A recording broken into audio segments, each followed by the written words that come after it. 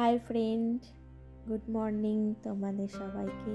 আজকে বছরের প্রথম দিন, সবাইকে হ্যাপি নিউ ইয়ার। দেখো আজকে ব্রেকফাস্টে এনেছি ডিম টোস্ট, ডিম পাউরুটি দিয়ে বানিয়েছি। বেশি কিছু আজকে আইটেম রাখছি না, কাল আগের দিন তো পিকনিক করেছি।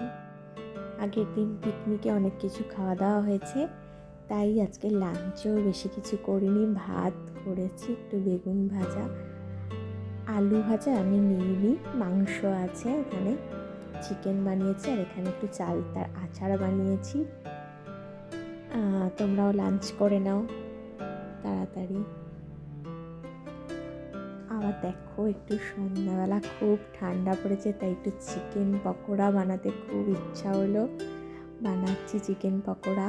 এখানে ধনেপাতার চাটনি, চিকেন পকোড়া, একটু কফি করেছি, সবাই মিলে খেলাম। টাটা।